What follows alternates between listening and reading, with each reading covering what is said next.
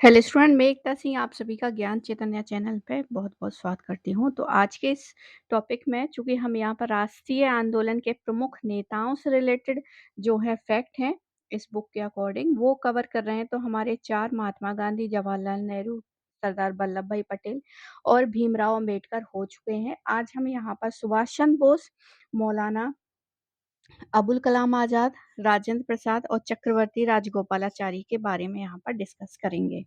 तो चलिए शुरू करते हैं। तो सुभाष चंद्र बोस, इनका जन्म जो है 23 जनवरी 1897 में उड़ीसा के कटक में हुआ था। इनके पिता जानकी नाथ बोस प्रतिष्ठित वकील थे और माता प्रभावती बोस क्या थी, गृहिणी थी। 14 भाई बहन थे ये टोटल। और अपने परिजनों में बोस अपने बड़े भाई शरद चंद्र से बहुत ज़्यादा प्रभावित थे। सुभाष चंद्र बोस 1920 में आईसीएस परीक्षा उत्तीर्ण की तथा चौथा स्थान उन्होंने प्राप्त किया, किंतु 1921 में ही उन्होंने त्यागपत्र दे दिया। आगे है, देशभक्ति के विचारों के कारण उन्होंने सरकारी सेवा में प्रवेश नहीं किया। वे राष्ट्र हित में लगे हुए थे। राष्ट्र हित में क्या हो गए, लग गए। बोस पहली बार 1921 में जेल गए। 1921 में जेल से रिहा होने के बाद सुभाष चंद्र बोस ने बंगलार कथा नामक अखबार का संपादन किया। चित्तरंजन दास ने सुभाष चंद्र बोस को नेशनल कॉलेज का प्रिंसिपल नियुक्त किया था। इंग्लैंड प्रवास के दौरान सीआर दास यानी सुभाष चंद्र बोस के राजनीतिक गुरु से बहुत प्रभावित हुए। वे टैगोर के परामर्श पर वे महात्मा गांधी से मिले। महात्मा गांधी ने उन्हें सीआर दास से सानिध्य में काम करने का निर्देश दिया। देशबंधु चित्तरंजन दास भी सुभाष चंद्र बोस से बहुत प्रभावित थे। इस कारण जब सीआर दास यानी चित्तरंजन दास 1923 में कलकत्ता के महापौर बने तो उन्होंने सुभाष चंद्र बोस को मुख्य कार्यकारिणी अधिकारी नियुक्त किया। बोस ने देशबंधु के अखबार में फॉरवर्ड फॉरवर्ड का संपादन भी किया। बोस ने महापालिका के कार्यों में अमूलचूल परिवर्तन किया, लेकिन 1924 में सरकारी नीतियों के विरोध में गिरफ्तारी देकर मुख्य कार्यकारिणी अधिकारी का पद छोड़ दिया। राष्ट्रीय गतिविधियों के कारण उन्हें 11 बार जेल जाना पड़ा। साइमन कमिश्नर के आगमन पर कलकत्ता में बड़े विरोध जुलूस का आयोजन सुभाष चंद्र बोस ने ही किया था। 1928 में कलकत्ता अधिवेशन के समय बोस एवं जवाहरलाल नेहरू ने पूर्ण स्वराज की मांग रखी। नेहरू रिपोर्ट के निर्माण में भी सुभाष चंद्र बोस की भूमिका महत्वपूर्ण रही एवं नेहरू समिति के सदस्य थे। 1925 में उन्हें सरकार ने गिरफ्तार किया एवं मांडले निर्वासित कर दिया गया, जहां उनका स्वास्थ्य बिगड़ गया। सरकार ने उन्हें यूरोप जाने की सलाह दी, किंतु बोस इसके लिए तैयार नहीं हुए और 1930 में वे स्वास्थ्य लाभ हेतु डलहौजी यानी वर्तमान हिमाचल प्रदेश चले गए। इसी वर्ष जो है 1930 में सुभाष चंद्र बोस कलकत्ता के महापौर चुने गए। राष्ट्रीय गतिविधियों के कारण उन्हें पुनः गिरफ्तार किया गया तथा अल्मोड़ा जेल में रखा गया, किंतु डॉक्टर के परामर्श पर उन्हें स्वास्थ्य लाभ के लिए कहाँ जाना पड़ा, यूरोप जाना पड़ा। यूरोप प्रवास देखते हैं। 1933 से लेकर 1936 स्वास्थ्य लाभ के समय भी वे यूरोप में भारत की स्वतंत्रता की योजना बनाते रहे। इसी समय वे इटली के मुसोलिनी से भी मिले। आयरलैंड के नेता डी वेलेरी से भी उन्होंने संपर्क स्थापित किया। यही उन्होंने विट्ठल भाई पटेल से संपर्क स्थापित किया। विट्ठल भाई पटेल इतने प्रभावित हुए कि उन्होंने संपूर्ण जायदाद इनके नाम कर दिया। इसी प्रवास के समय नेहरू भी यूरोप आए, जहां उन्होंने भारत की भावी राजनीति की चर्चा की। आगे देखते हैं, इसी समय उनके पिता की बीमारी की खबर आई, जिसके कारण 1934 में कुछ समय के लिए भारत आए। सरकार ने पुनः गिरफ्तार कर लिया और यहाँ वे वापस यूरोप चले गए। यूरोप प्रवास के दौरान उनकी मुलाकात एमिली सेंकल से हुई। बाद में उन्होंने प्रेम विवाह कर लिया, जिससे उनकी एक पुत्री हुई जिसका नाम अनीता बोस पोफ है। भारत लौटने पर वे पुनः राजनीति में सक्रिय हो गए। हरिपुरा कांग्रेस 1938 में सुभाष चंद्र बोस अध्यक्ष चुने गए। उन्होंने अपने कार्यकाल में पंडित नेहरू की अध्यक्षता में योजना समिति का गठन किया और इसी समय बोस के निर्देशन में डॉक्टर विश्वेश्वरैया कि विश्वेश्वरैया की अध्यक्षता में विज्ञान परिषद का गठन किया।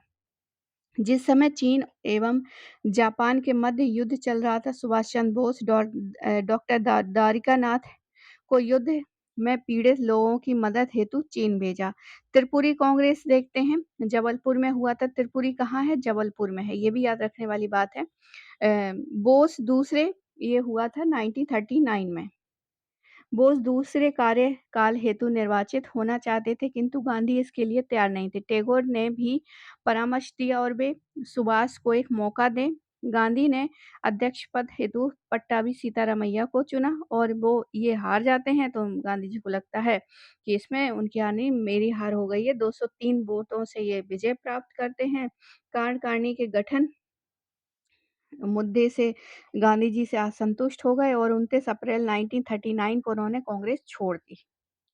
सुभाष चंद्र बोस ने फॉरवर्ड ब्लॉक की स्थापना 3 मई, तो बिल्कुल डेट याद रखना है, 3 मई 1939 में, 3 मई 1939 में, क्योंकि आजकल एग्जाम में डेट भी पूछी जाती है, की स्थापना की। फॉरवर्ड ब्लॉक ने नेताओं को सरकार ने गिरफ्तार कर लिया और नजरबंद कर दिया।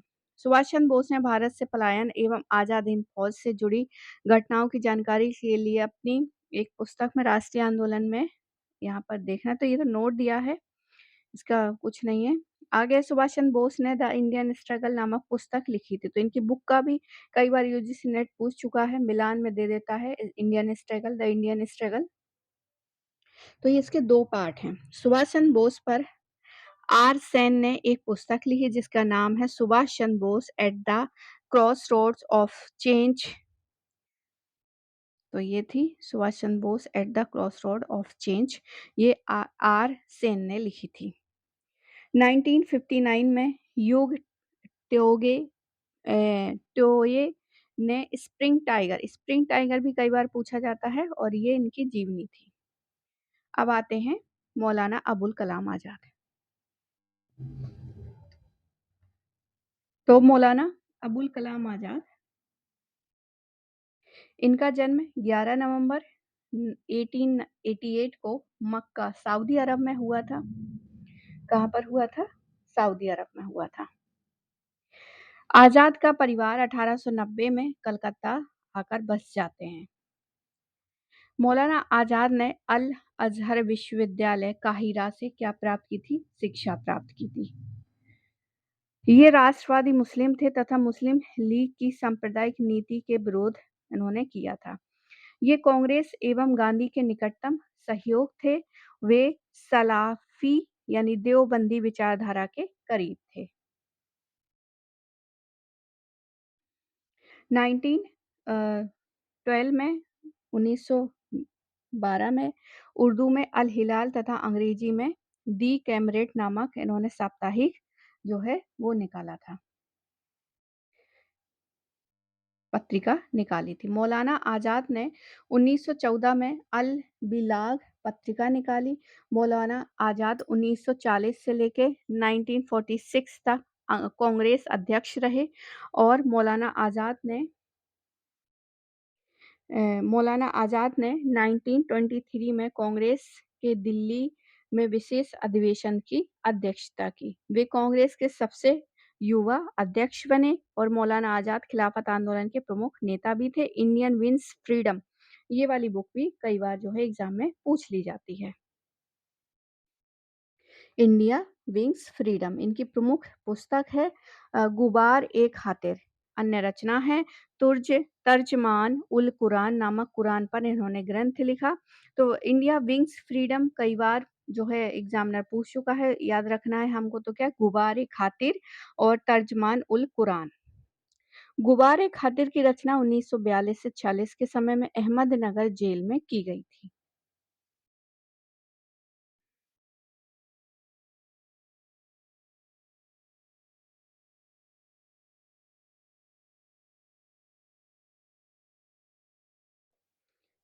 आगे देखते हैं।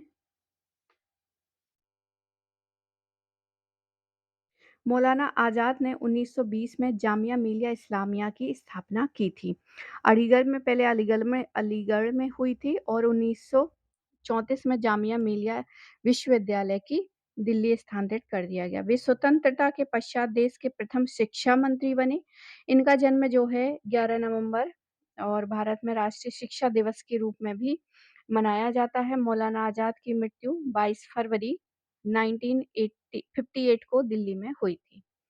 आगे देखते हैं राजेंद्र प्रसाद से रिलेटेड। डॉक्टर राजेंद्र प्रसाद का जन्म 3 दिसंबर 1884 को बिहार के सारण जिले के जीरादेई गांव में हुआ था। चंपारण सत्याग्रह के दौरान वे गांधी जी से प्रभावित हुए। असहयोग आंदोलन के दौरान गांधी जी ने जब विदेशी वस्तुओं के बहिष्कार की अपील की तो उन्होंने अपने पुत्र मृत्युंजय प्रसाद को कोलकाता विश्वविद्यालय से हटाकर बिहार विद्यापीठ में दाखिला करवाया था। 1934 में बिहार भूकंप के दौरान उन्होंने भूकंप पीड़ितों की सहायता की। राजेंद्र प्रसाद 1934 में कांग्रेस के बंबई अधिवेशन में अध्यक्ष चुने गए और 1939 में त्रिपुरी अधिवेशन में जब पट्टाभी सीतारमैया को खड़ा किया था तो दोनों ही नहीं बने थे, ना तो वो बने थे और ना सुभाष चंद्र बोस। तो उस समय भी जो है अध्यक्ष बने थे कौन? राजेंद्र प्रसाद। आगे देखते हैं 2 सितंबर 1946 को गठित अंतरिम सरकार में वे खाद्य एवं कृषि मंत्री बने और फिर उसके बाद 11 दिसंबर 1946 को संविधान सभा के स्थायी सभापति यानी अध्यक्ष बने। 24 जनवरी 1950 को संविधान सभा ने उन्हें देश का राष्ट्रपति चुना और 1952 से लेके 57 में डॉक्टर राजेंद्र प्रसाद जो हैं 2 बार देश के राष्ट्रपति निर्वाचित हुए। 2 बार निर्वाचित होने वाले वे देश के एकमात्र राष्ट्रपति हैं। 1962 में डॉक्टर राजेंद्र प्रसाद को भारत रत्न से सम्मानित किया गया। 28 फरवरी 1963 को पटना में हार्ट अटैक आने से डॉक्टर राजेंद्र प्रसाद की क्या हो गई? मृत्यु हो जाती है। और आगे देखते हैं।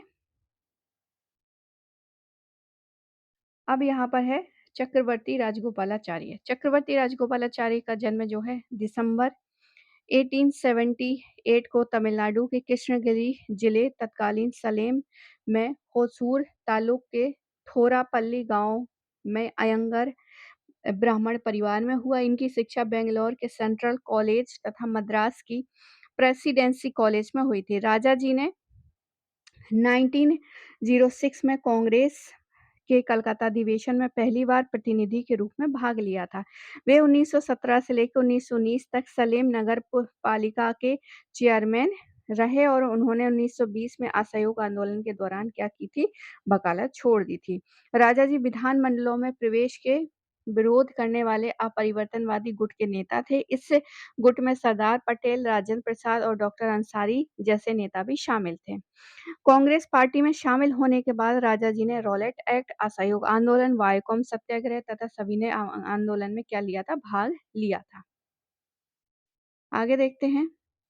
इन्होंने मद्रास प्रेसिडेंसी में मंदिर प्रवेश आंदोलन तथा दलित उत्थान हेतु प्रयास किए। 1930 में नमक आंदोलन के समय वेदयारण नामक सत्याग्रह शुरू किया तथा जेल गए। यह यात्रा त्रिचनापल्ली से तंजौर तट पर स्थित वेदारण्यम तक की गई। 1935 के अधिनियम के तहत चुनाव लड़ने के लिए कांग्रेस की सहमति में राजा जी की प्रमुख भूमिका थी। राजा जी 1937 में मद्रास प्रेसिडेंसी के प्रधानमंत्री चुने गए, लेकिन 1939 में ब्रिटेन द्वारा भारत को जर्मनी के विरुद्ध युद्ध में शामिल करने पर त्यागपत्र दे दिया। 1940 में राजा जी को गिरफ्तार कर लिया गया और 1 वर्ष की उनको जेल होती है। राजगोपालाचारी ने भारत छोड़ो आंदोलन में भाग नहीं लिया और भारत छोड़ो का विरोध करते हुए अंग्रेजों के साथ दूसरे विश्व युद्ध में सहयोग करने की वकालत की। गांधी जी के सुझाव पर राजा जी ने जुलाई 1942 में कांग्रेस की सदस्यता से त्यागपत्र दे दिया। गांधी जी ने राजगोपालाचारी को अपनी अंतरात्मा का रक्षक बताया और 1942 में राजगोपालाचारी फॉर्मूला दिया तथा जिन्ना एवं मुस्लिम लीग से वार्तालाप की वकालत की। राजगोपालाचारी ने मुस्लिम बहुल प्रांतों को मान्यता देने की सिफारिश की तथा कहा कि भारत की आज़ादी के लिए ऐसा करना अपरिहार्य हो तो इसे मान लेना चाहिए। 1946 में राजा जी को अंतरिम सरकार में शिक्षा मंत्री बनाया गया और राजगोपालाचारी को 1947 और 48 में बंगाल के गवर्नर बनाए गए। और 1948 से लेके 50 के दौरान राजगोपालाचारी भारत के गवर्नर जनरल बन के रहे। पटेल की मृत्यु के बाद राजाजी जो हैं केंद्रीय मंत्री बने 1951 में। राजाजी 1952 से लेके 54 तक मद्रास के मुख्यमंत्री बने और उन्हें 1954 में भारत रत्न से सम्मानित किया गया। भारत रत्न पाने वाले वे पहले व्यक्ति थे। और फिर 1959 में कांग्रेस से त्यागपत्र देकर स्वतंत्र पार्टी का इन्होंने गठन किया। राजाजी द्वारा तमिल में रचित रामायण चक्रवर्ती तिरुगमन, ये तो बहुत याद रखने वाली बात है, चक्रवर्ती तिरुगमन के लिए जो है तमिल भाषा में साहित्य अकादमी इनको पुरस्कार भी दिया गया। राजगोपालाचारी की बेटी लक्ष्मी का विवाह गांधी जी के सबसे छोटे पुत्र देवदास से हुआ। राजगोपालाचारी की मृत्यु 25 दिसंबर 1972 को चेन्नई में हुई थी। तो ये थे। अब अगले जो है हम 4 अगले वीडियो में करेंगे। तो आई होप आपको ये वीडियो पसंद आया होगा। पसंद आया हो तो प्लीज़ लाइक करें, शेयर करें, सब्सक्राइब करें। मिलते हैं हम अगले वीडियो में। पूरा वीडियो देखने के लिए आप सभी का बहुत-बहुत धन्यवाद।